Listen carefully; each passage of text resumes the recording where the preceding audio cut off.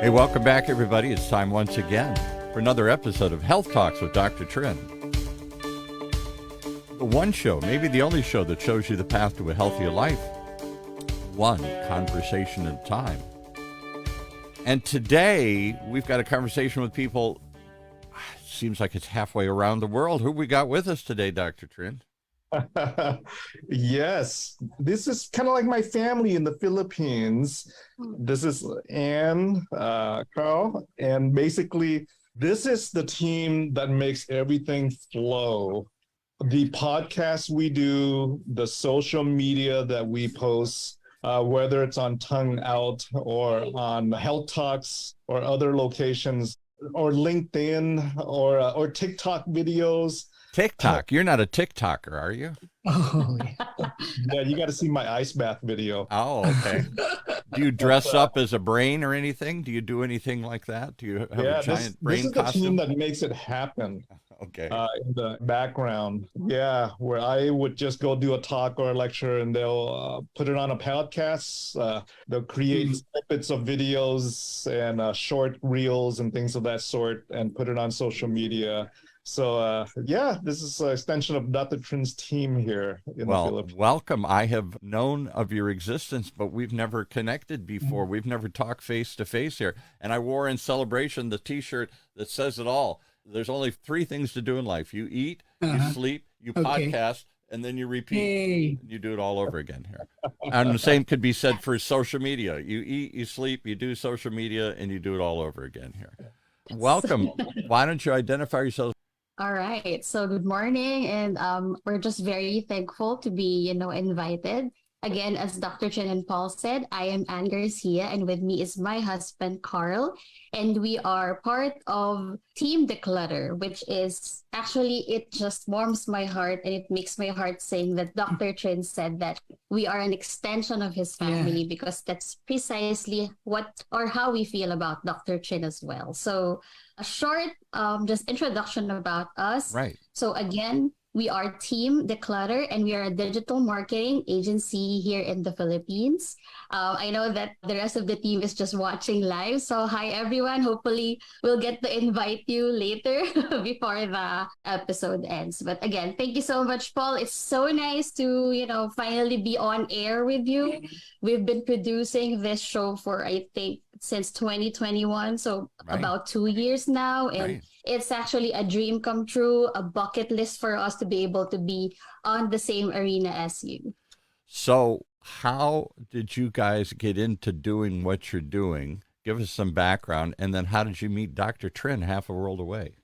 Oh yeah, do you want me to go or? Yeah, you go ahead. Okay, so actually everything started with me stumbling upon the world of virtual assistants, which is, I think, in 2017, I just retired from my corporate job due to a health condition. And I was really looking for a career that would allow me to be, still be productive, but at the same time, do something that I love, try new interests, and then learn new things. So, and what corporate job did you retire from?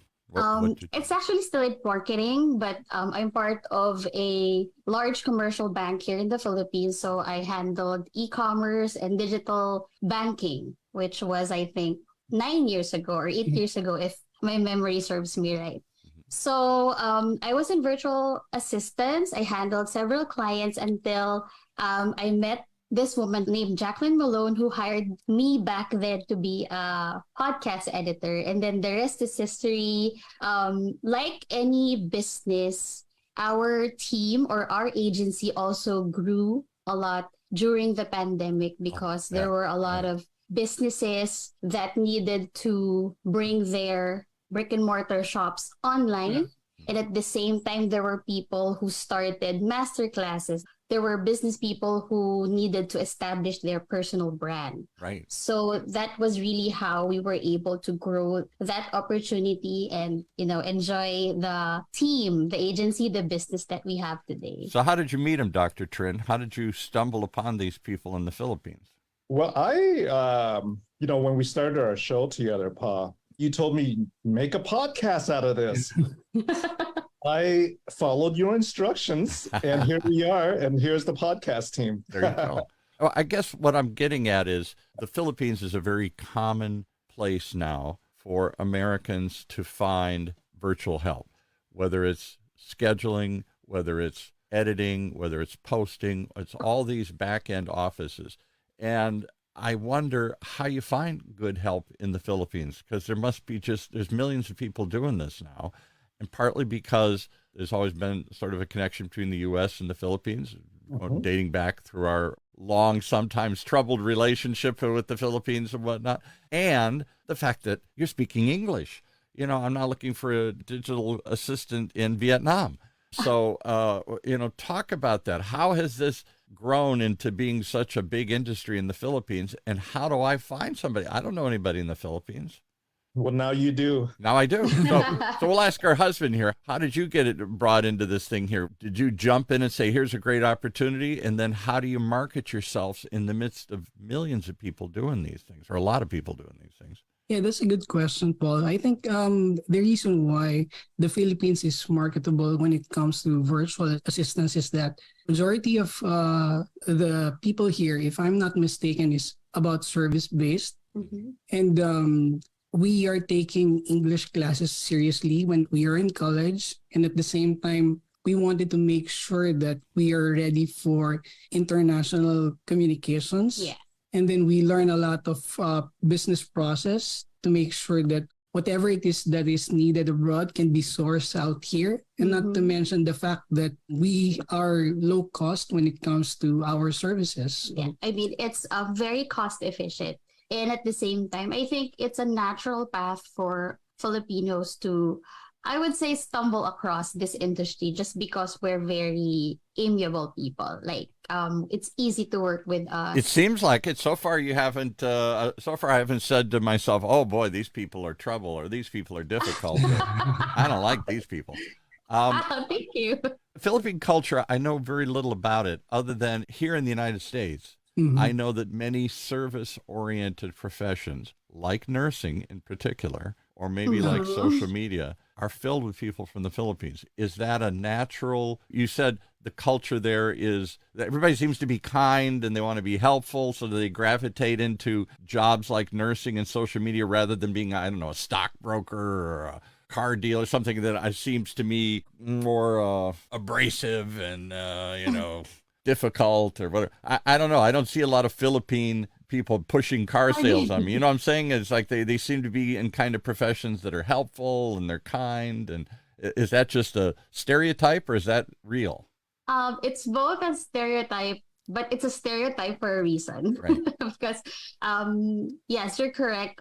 Filipinos are very caring by nature. And I think the term is hospitable. Hospitable. I mean, even Right. in our households, we Just were in my family alone, like 4 of my aunts and uncles are in the States and they have very successful careers as nurses. So even in our generation, a lot of millennials and Gen Z Filipinos do find, success abroad. Your brother, of course, and my sister-in-law is also in Australia. So, yes, there is something about the Filipino culture that is very attractive to work with, simply because we're just, very easygoing people. And at the same time, we always give 110% of our efforts. When we say that we will do something, we'll make sure that really gets done, we'll get the job done.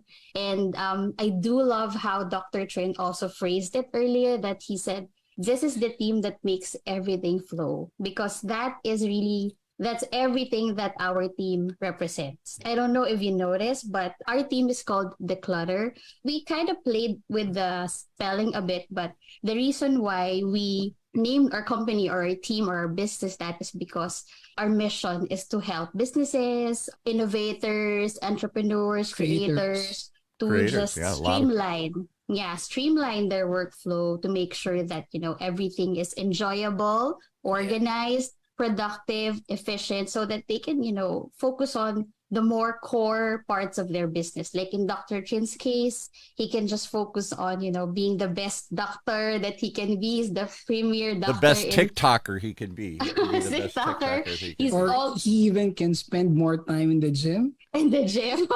He needs to do Doing that. his ice baths. Yeah. Or an ice No, but bath. yeah. Right. He is out and about. He's always in all these, blogs, media Yeah. features. I do believe that a part of that is to our help because, we're able to take a lot of the legwork off of his plate. So let that me he give can, you, just from my perspective, the importance of what you do. I don't think it gets stated enough. My job is to help people create content, in this case, podcasts or live streams. We stream it over YouTube. We stream it over our internet radio station. We turn it into recorded podcasts. And so we can help get it online. But everybody thinks that's where it stops. Oh, great. I created a show. I created some content. I put it on YouTube. I'm done. And I say, that's just the beginning. When I was in real radio, I was in what they now call terrestrial radio, legacy radio, old-fashioned radio. We put a lot of effort into creating a show, to getting a guest, but then we streamed it out over a radio tower, and within minutes, it evaporated. It was gone. If somebody was listening, great. If nobody was listening, too bad. Tune in tomorrow. When the show was over, it was over. We never did anything with it. It was all about creating the content, putting it out into the ether, not the Ethernet, but the ether, it would just sort of evaporate and disappear into the world. Now, when you create content, whether it's YouTube or a podcast or a written blog or pictures on Instagram, all this stuff, you got to push it. You got to do something with it. It isn't enough just to create it. And it's a two-step process. You got to post it somewhere. I can't just take a picture. I got to put it up on Instagram. I got to write something about it. I got to put it on Facebook. I got to write something about it. I got to create a video and write something about it. So there's an effort, a back-end effort that you got to do something with it. And then you got to push it. Otherwise, it gets lost in the sea in the noise. It's a bunch of clutter out there. And so it isn't just you helping them make life easier. You're making it work. If it doesn't, we could have the best show in the world and I could stream it everywhere I stream it. But if nobody edits it and posts it and pushes it afterwards, it's like old-fashioned radio. It just evaporates. It just disappears. So I think that's a really important part of the process. And I tell you from my own perspective, I've been doing this now 12 years, 13 years. Wow. How many years, Dr. Trinh and I have been doing it? 3 or 4 or 5 years or something. It's a real eye-opener to content creators when they realize, you mean I not only got to create the stuff, I got to publish it, I got to promote it? Yeah, I can do some of that. It's a three-legged stool. OC Talk Radio has a certain audience, and we can help push it and promote it. But the hosts, like Dr. Trinh, is using it internally to their social media feeds, to their Facebook live feeds, to their TikTok channels. That requires somebody to do it. And that's an effort that most content creators aren't ready to do or are stunned the amount of work it takes to do that. Talk about that, Dr. Trinh. There's a lot of back-end work to make this. It's like a regular radio show or a TV show. There's a lot of production that has to go on. It's like the Wizard of Oz. Remember how you meet the wizard at the end? Yeah, he pulls open the curtain. He looks like some big, scary wizard, but when you open the curtain, he's this little guy. Right. That's this big old production. Right. And that production is because of the team that produces, his image of the Wizard of Oz. And I'll tell you, the number one reason that all of this stuff fails, we'll call it all social media, whether it's audio like a podcast or video like YouTube or even written stuff like blogs and other things, it fails because it's inconsistent. You don't do it on a regular basis, so people never know when the next one's coming out, and they give up. They don't follow you. They quit looking for it because they never know when it's going to come out. Or even worse, I see people create stuff and then they don't do anything with it, or they don't promote it. So it's like they stuck it in a drawer. We go to all this effort to get a great show, and then we just stick it in a drawer. I'll publish that later. I'll do something. I'll pull out a piece later. I'll write something about it later, and later never comes. So it's like, why do all this? And so people give up podcasts, video, all this stuff, because they go, I love doing the show. I love telling stories. I love meeting people and the conversations. I hate the back end work. I hate the publishing and promoting. And I don't do it very well, and therefore it kills the whole project here. Talk about that. Well, you must have lots of clients that have that. They come to you not just to save time, but to save the whole project. Otherwise, the whole thing fails and they give up. Yeah, and the thing is, Paul, is that whenever you are introduced to podcast and its potential, as a person who wanted to do the podcast, you will be enamored by it. But once you get to the reality of it, the back end, the platforms, the things that you want, you need to learn in terms of how to put your content out there. That's where things gets overwhelming. Mm-hmm.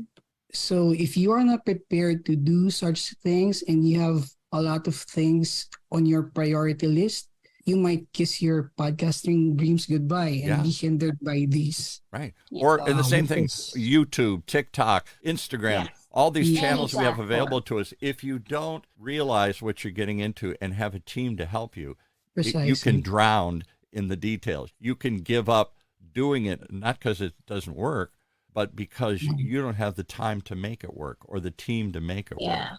Can I add to that, Paul? Because it's just so much to unpack about what you said and Dr. Chen and Carl.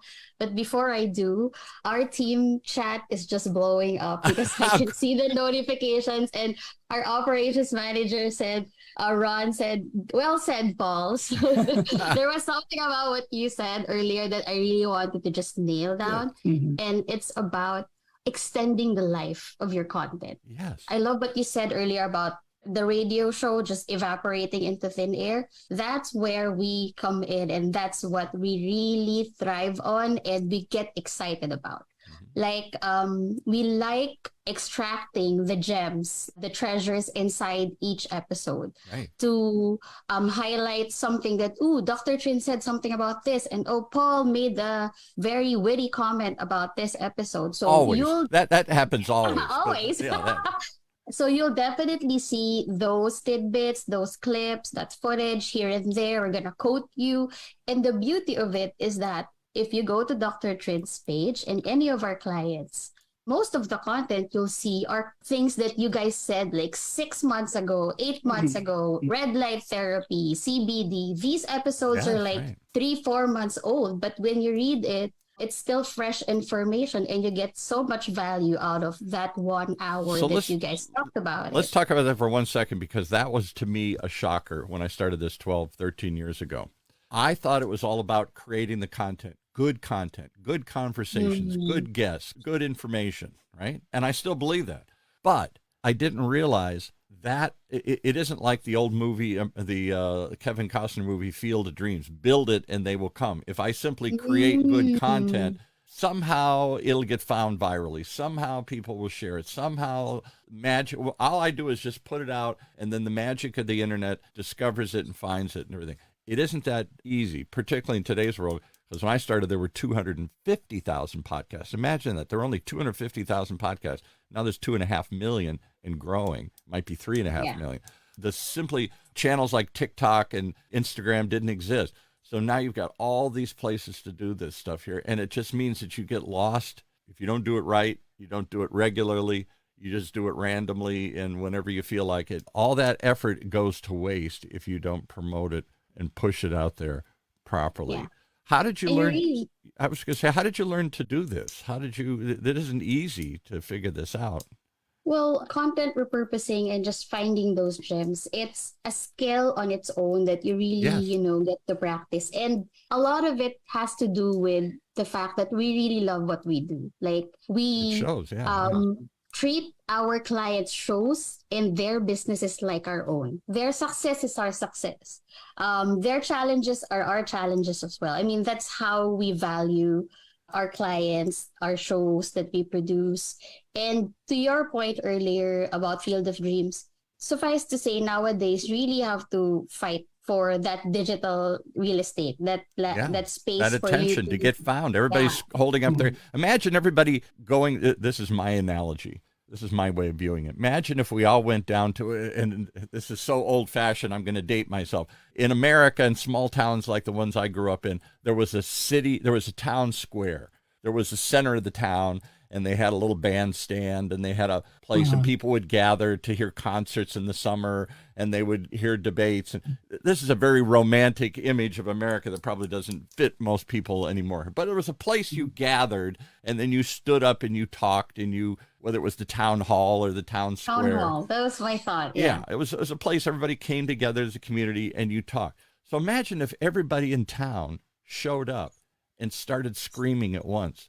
Hey, listen to me, listen to me, listen to me. It'd be chaos. In the old days, there was you got on a speaker's list, and everybody got their chance to talk, and everybody was going to the same channel. Now there's millions of town halls, and everybody's filled with millions of people, and everybody's screaming to be heard. It's chaos if you don't do it right.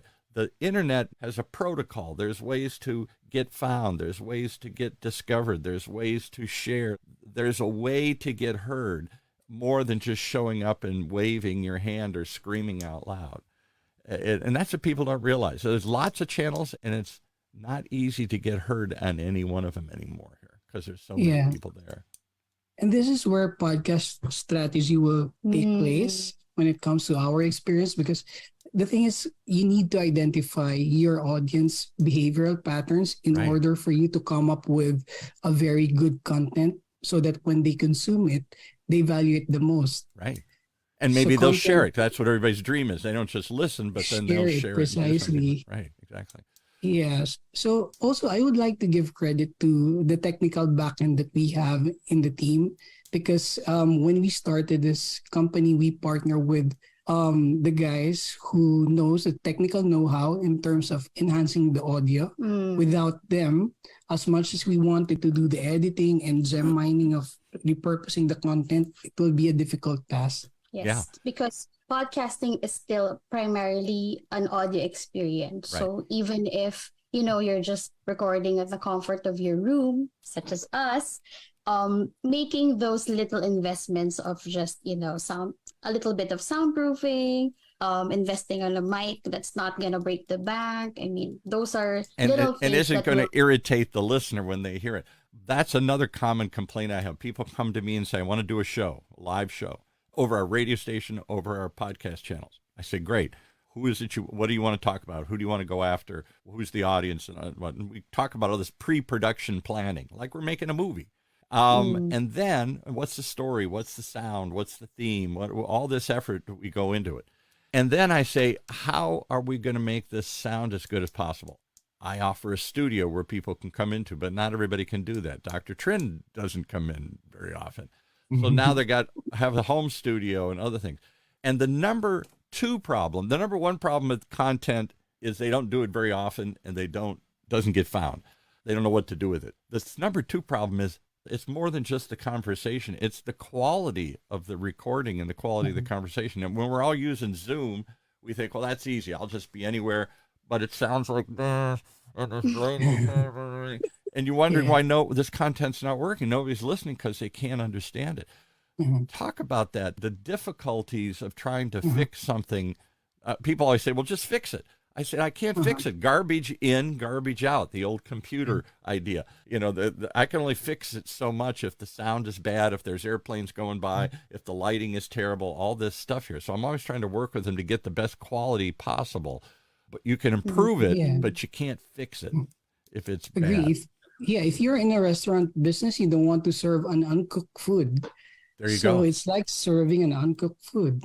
Right. Yeah. What you said about garbage in, garbage out, that's not really gonna fly with our team. Like, I know for a fact that they will really do their very best. We use different kinds of software that would, we use plugins. We make sure that, we can apply different levels of technical editing just to make sure that we can maximize or enhance the sound, the audio as much as we can. Of course, there's always going to be those technical difficulties like internet drop or, just signal stuff. But as much as we can, we do our best to improve. In fact, a good example would be how we prepared for this podcast.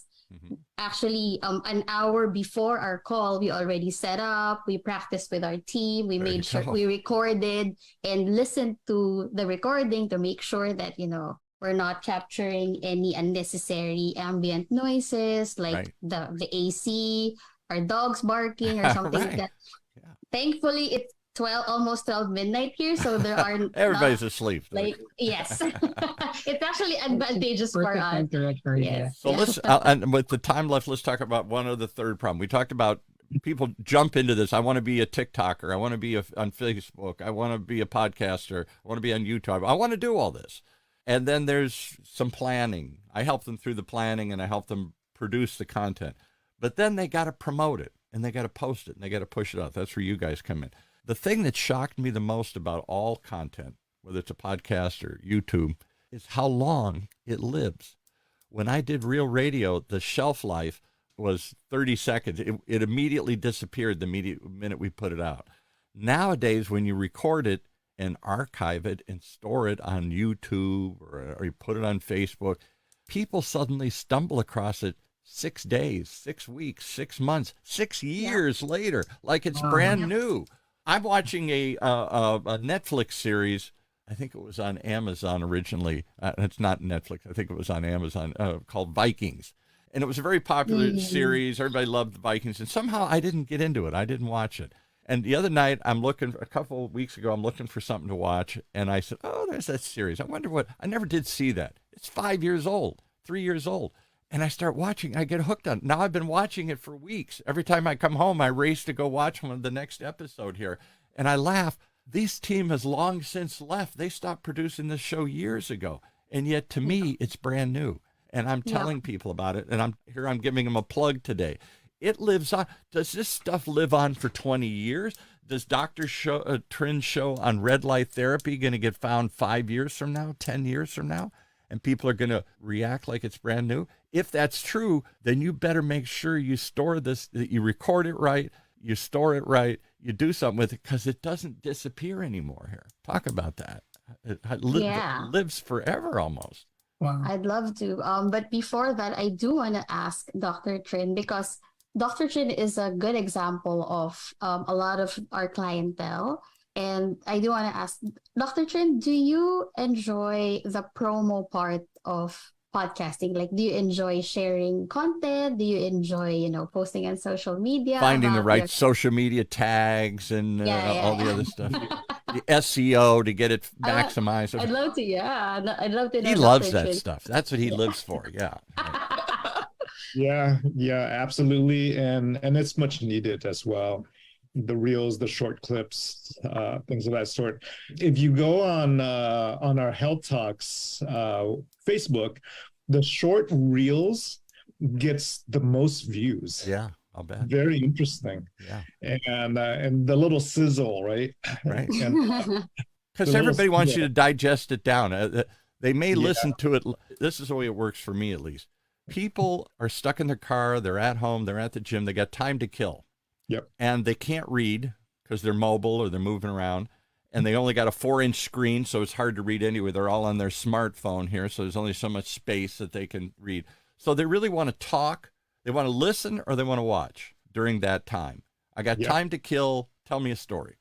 Now, later, when they're busy, they want a summary. They want a snippet. They want a sound bite. They want to give me the sizzle. Give me something to do because I'm busy. I'm just looking at stuff. But in the moment of listen, so I think that's why live is important, because there are people that have time to kill. They don't want to sizzle. Don't tell me the 30-second version. I got 30 minutes before I get there. What am I going to do? I'm like an audiobook. You can unfold it slowly. I'll listen to the whole story, and I'll listen to it week after week after week because I'm driving the same time. But at some point, they want to hear the summary, the soundbite, the snippet. That's where you guys come in. How do you find that gold within the conversation? How do you find that gold nugget? Well, I love what you said that about, some people preferring the 30-second versus other people who like the 30-minute version. And a lot of content consumption is behavioral, just as Carl mentioned earlier. So the careful balance of producing both long-form content and short-form content is super important, because you don't want to bore your audience, but at the same time, you don't want to miss out on very important information. So that's why Dr. Trin's show is a good example, because we preserve both the long version and then we cut it up to, bite-sized pieces or bite-sized content, as you said earlier.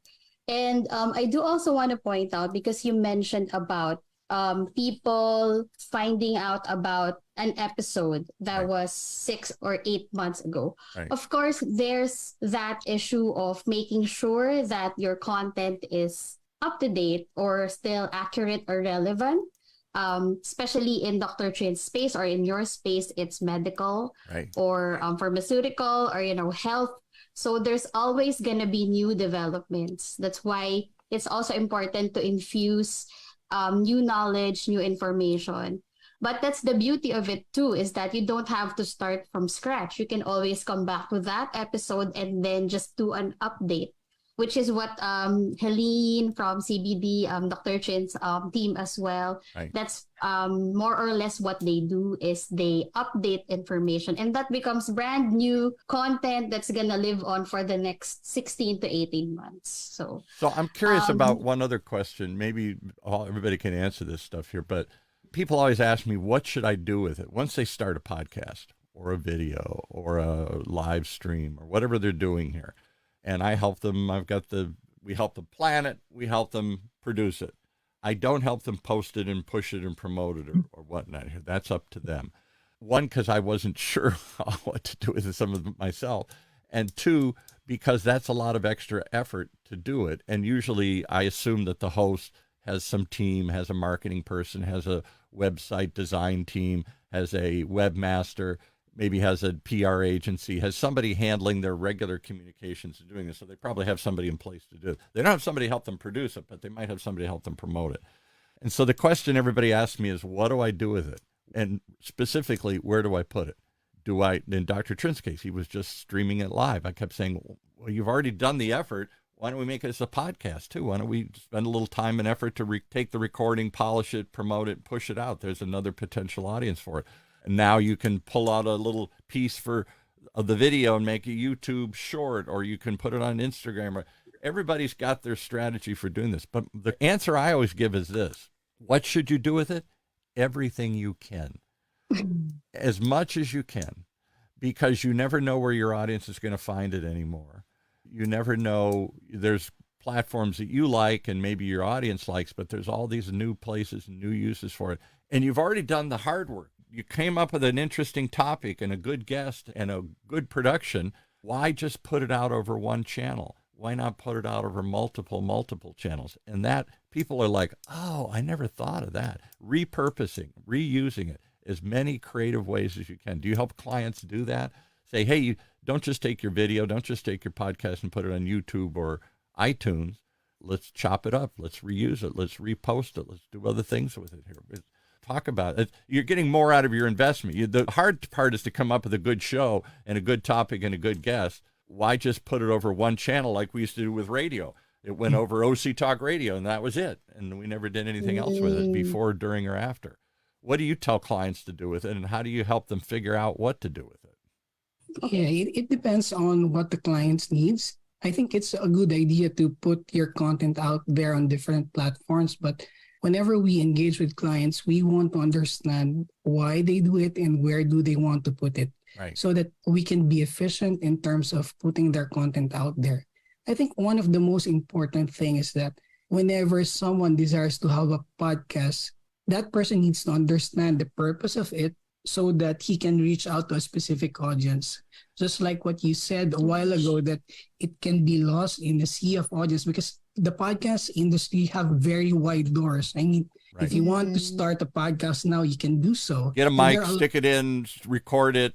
Precisely. There's a very low barrier to entry. Unlike for YouTube, you need to be more camera ready. You have to have the lighting. For podcasts, as long as you have the message and then you know your why, I mean, you can get started. Just buy a mic, a blue, like a Yeti mic like ours, and then.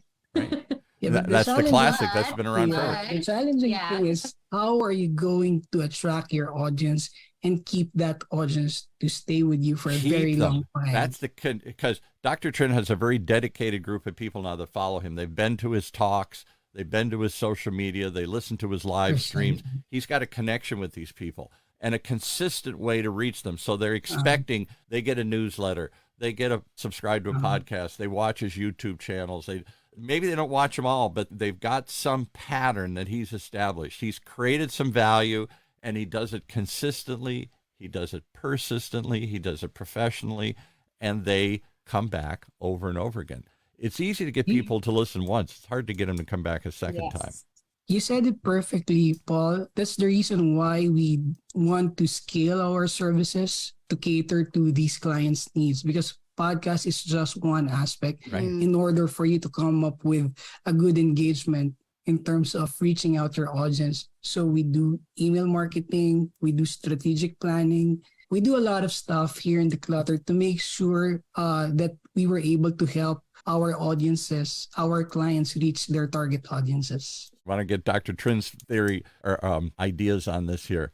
Has it helped you grow the podcast or grow your audience, or is it just holding on to your audience, or is it just it allows you to do all this stuff that otherwise you'd give up doing simply because you don't have the time or energy yourself to do it? Is it all of that or any of that? Absolutely all of it. Let me give you an interesting scenario of the value that this team brings. Please, yeah. Because of the podcast. So it was probably a month or two ago, there was an important article in the Journal of Cell, CELL medical journal, that stated, and it's a very prestigious journal. It's hard to get published in this Journal of Cell. And in that article, it was an article on cannabis. Okay. And it's like, why would an article about cannabis be in this prestigious medical journal? Right. So what the data shows that was published is that if you use marijuana, your chance of a heart attack or a chance of a heart issues increases over time. And that's what the data shows. And in this journal, the scientists published that there was an ingredient in the plant that actually counters the risk of heart attacks with the use of marijuana. Okay. And this is in the flavonoids, the terpenes, right? The oils, right? In the oils of the plant, there was an ingredient that counters that side effect of having potential heart problems when you use cannabis, when you use marijuana. So we interviewed a scientist in Germany, right? PhD, very smart guy, about this article, and he gave his input about this article, and he's highlighting, why is this news out there in the world about the fact that if you use marijuana, it could lead to heart problems, but and part of the terpenes, that's part of it, the ingredient may counter that to reduce that risk for heart attack. Why isn't this news out in the world? It should be big news, and it wasn't out, but it was on our podcast. There you go. Right. So a few weeks later, I was contacted by somebody who listened to the podcast, and he's in the world of venture capital, and he's in the world of making products in the CBD world, this marijuana world of making products and things of that sort. And he runs these venture capital companies. And he's like, Dr. Trin, I listened to your podcast. I like to speak to that scientist in Germany about this. So we had a conversation all together. Yeah. And now they're doing something together because this venture capital guy wants to use and wants to get the scientists' help to create potential, products that will help mitigate heart disease in those who use marijuana. And this came from listening to a podcast that we brought in somebody from, another world, right? So over in Germany. And so it's very interesting, the power of podcasting and the networking. Because otherwise we're just getting snippets and sound bites. The traditional media, the mainstream media that we all relied upon, newspapers, radio, TV, has shrunk. They don't have much staff anymore. In so doing, they don't have much time or staff to make sense of it. It's a fire hose. It's a news wire. They just shoot this stuff out. Here's an idea, and you may not get the full story. You probably don't get any analysis. You don't really get any understanding of it. So we're looking to podcasts, to YouTube channels, rightly or wrongly, we're looking for all these things to make sense of the information, not just to tell us about these things, because we don't watch the evening news anymore. We don't read the daily newspaper anymore here. So we're looking to these alternative outlets to learn about stuff, but to make sense of it. That's what's missing. There's so much information and so little sense that we make of all this stuff here. So if these guys can pull out the key things and highlight those, that's a powerful function. Yes. It's part of the whole process. They're the curators here. They're the content. Curators. I just love that. Yeah. I love that term. And just Paul, what Dr. Chin said now and what you said, that's gonna be on social. Poof. So team, take note. Take note. Because usually, I always tell people in a half hour, yes, you're trying to entertain and you're trying to educate them. You're trying to hold it. The audience is telling you, I got a half hour to kill. I'm in the car. I'm at the gym. I'm taking a walk. I'm multitasking. I've got time to listen to long form content, but it's got to be good. And if you can summarize it, I'll take that summary and share it with the world. So there's an obligation on your part, not just to collect the information, to make sense of it, and then to give them some abbreviated versions that they can then share with their family as a link to do all this. It's a different relationship you have. When I produced radio, we had no relationship with the audience. It was just, there were 6 buttons on your car, and we were one of them you hit, and you just randomly hit the buttons. It wasn't hard to get found, but it was hard to get anybody to do anything with the information because it just disappeared. They listened for a second. What was that number? I don't know. Where can I go learn more?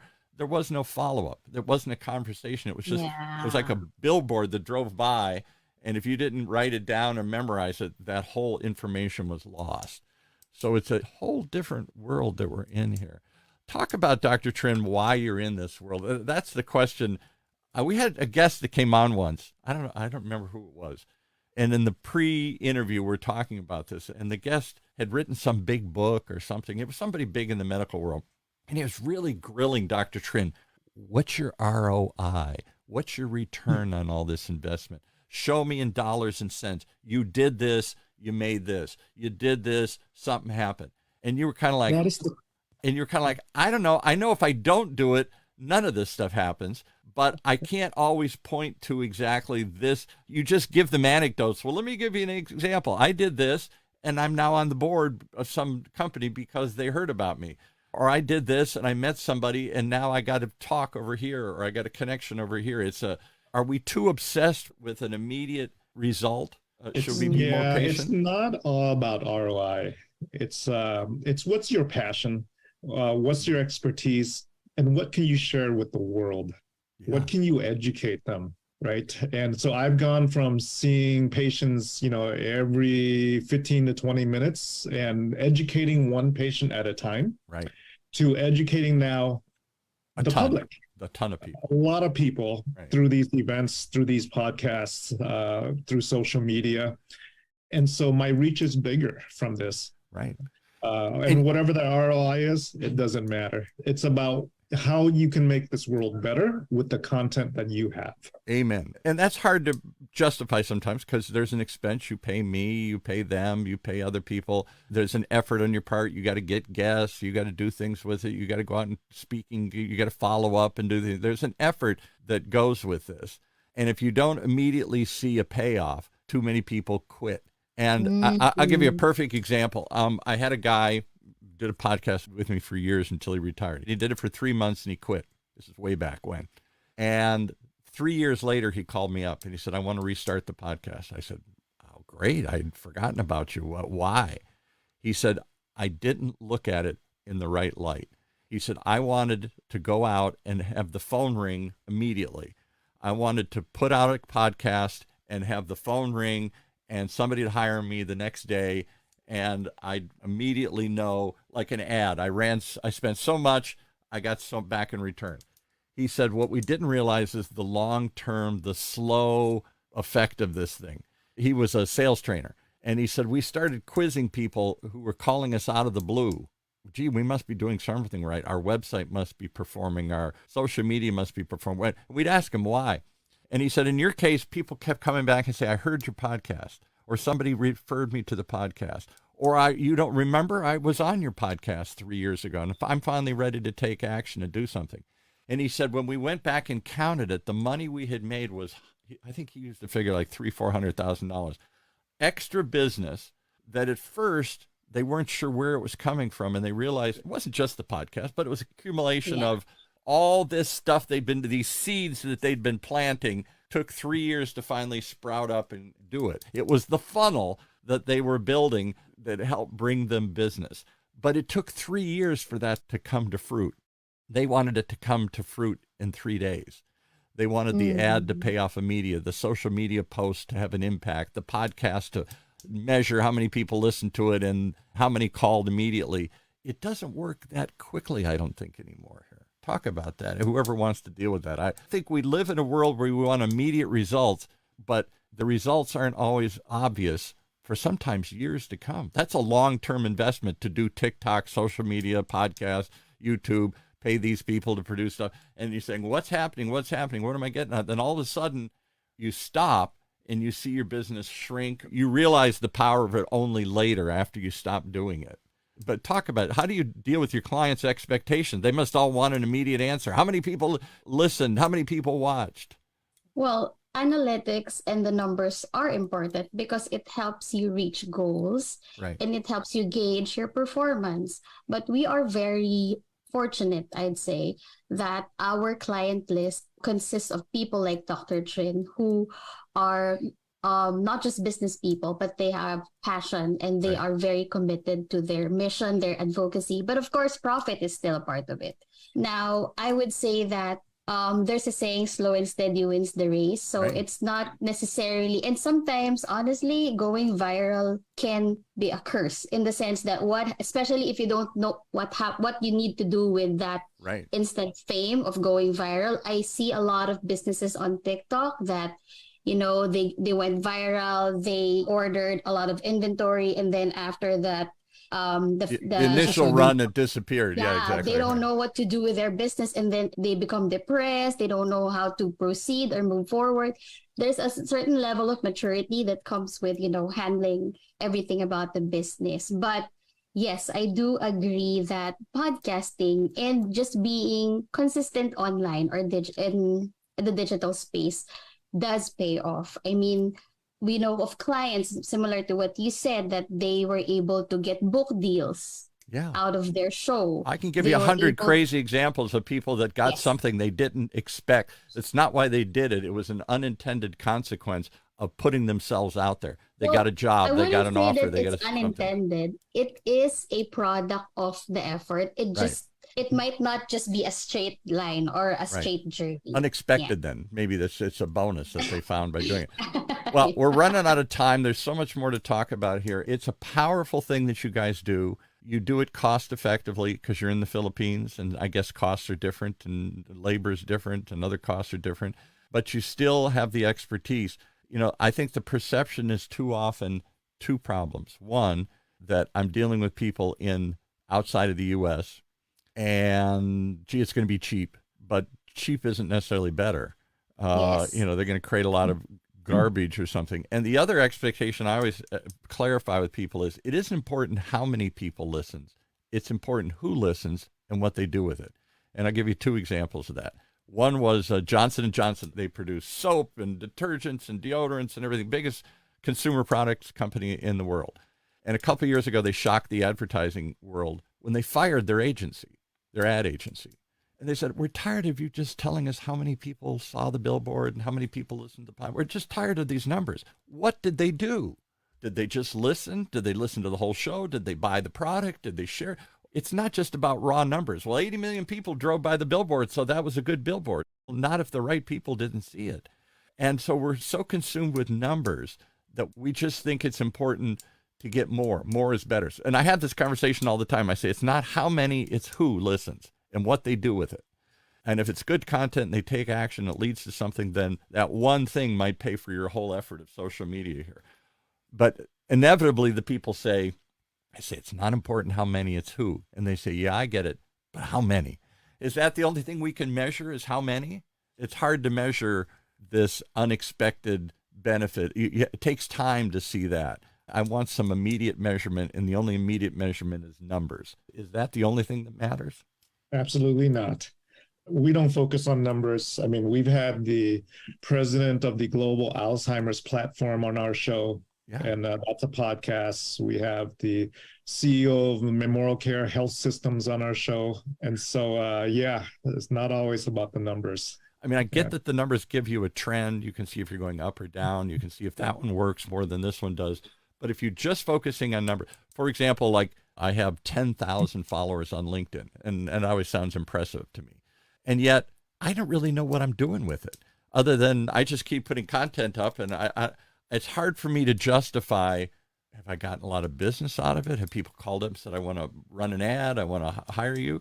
Not really. And yet I know they're consuming it because I put something up, 100 people, 1,000 people react to it and respond to it. So you got to be patient. You're planting seeds. You don't know how they're going to grow. You don't know where they're going to grow. You're not sure what's going to come to fruit out of all this. But I know that if you don't do it, if you don't have a good website, if you don't have good social media, if you don't create good content, you're going to get lost. Hey, Paul. Yeah. Anne can help you with that. Do you think so? Because I don't really know what the back end is good here. I'm appreciative. Give us your website. How do people find you if the others want to use Paul, your we service? should talk. We should. After this episode. We should. Yeah, stay on afterwards because we should talk. Yeah, but we just want to thank you for the opportunity. We are just super humbled by this. Dr. Trinh invited us, and of course you. Thank you for giving us this platform. Carl, you want to say anything before I give our contact? Yeah, I just want to emphasize what Dr. Trinh has said, that if you get past the profit and the numbers and you get the actual value of what you want to give back to the society, that's a time where passion and fulfillment flows in. And we are at Dklutr, we are a team of individuals who are committed, and at the same time, we are obsessed to seeing our clients be successful at what they love the most. For us, it's already a win. So when you get the experience to work with us, we are so excited to give you the Dklutr experience. And I'm going to tell you, you should add one other term into that. It isn't just declutter. Declutter just sounds like I'm going to make a complicated thing easier. I'm going to take this off your plate. Whew, thank you. You're going to help me keep this thing going and keep it producing. That's a big part of what you do. But I think there's something else I learned today, is that you help clarify, why are you doing this? Who's listening to it? What else can you do with this? There's an insight you're giving me, like an aha, like, oh, I've already got this. Maybe I should put it here. Maybe I should do this with it. And to clarify, it's more, I'm going to sound Dr. Trinh from Vietnam, very zen here. It isn't, don't worry about the immediate payoff in the immediate moment. What's the goal? Why are you doing this? It's passion, it's education, it's helping the world. So let's figure out how we can amplify that, how we can magnify that, how we can measure that, and how we can make more of an impact. There's a clarification. It's not just taking stuff off my desk. It's helping me make sense of it, do something with it. Yes, and what you just described is what we call, actually, we have this thing in our team we call the Dklutr effect, which is, or the experience, which is after they meet with the team, it's like an instant relief that, oh, it's not that hard. Oh, that's what I need to do. I can continue with my plans. Yeah, it's just that light bulb moment, that aha moment that happens. So thank you for recognizing that with just a short amount of time. I really appreciate it, Paul. Well, it's what you guys do is very important to the process here. I think it's underappreciated and not understood. People jump in and think I'm just going to create content by myself, or I'm going to hire somebody to do it, and poof, it's just going to get found and it's going to live on and it's all going to work. And not unless you work at it. There's an effort involved in this. It's like making a movie. When I used to be in the film business, they don't just rush into making a movie. They spend months thinking about it, and they spend months shooting it, and then they spend months editing it, and then they spend months promoting it. There is a whole process they put in place to create good stories. Why do we think we don't have to do that with our own stories? I'll just record it, I'll upload it, done. Yes. It's more than that. Yeah. Well, thanks again. How did they get in touch with you? What's the website again? Do we give a website? Okay. Yeah. Yes. So you can find us at teamdklutr.com. That's TEAMDKLUTR.com. And just to what you said, you have to put effort into it first before it becomes effortless. So I really just want to point that out because Paul perfectly said it once again. Lots of great points from Paul. Thank you. So spell it again, because you spell it in a. Everybody has to be creative. Team. Yes. I got that. DK, like DK. Yeah, it's DKLUTR.com, but we're gonna put it in the show notes, Well, so I know you everybody can click on it. I know you will. Well, you got a good team, Dr. Trinh. You're a good team builder. You've built lots of organizations. You're in how many businesses? Totally Have, agree. Yes, I I agree. Yeah. how many businesses have you got, Dr. Trinh? I can't never can track of how many different things you're doing. You're here, you're there. I don't remember. My memory's not good. Yeah, well, you need to find a memory care. Yeah. All right, thanks. Take us out, Dr. Trinh. All right, guys. Thanks for coming on, Anne, Carl, and the team. So grateful for you guys. And hopefully let's get the message out of what you do. Yeah. And we'll have you come back sometime, maybe for part 2 or something like that. Wow. Or There you That's go. a good idea. Definitely, yeah. Stick around after we end the call because I do want to talk to you more offline and find a way to connect because I do think there are ways we can work together on all this. So it's a team. It takes a team to write stuff. Making a movie isn't one guy just writes a script and then goes out and shoots it and does the acting and the directing and the editing and the promotion. Not very often. Usually it's a big whole team of people that put these stories together here. Why should it be any different with our stories? All right. Thanks so much. Thank you. Well, there you have it. A masterclass in how to make sense of your content creation, your content campaigns. And what can you expect and how do you do it? All that and more. That's part of your health these days, your healthy business, your healthy message, and your health effect on the world here. Some people helping people do a healthier declutter. On Orange County's only community radio station, OC Talk Radio, streaming live from our studios here at the University of California Irvine's Beale Light Innovation Center.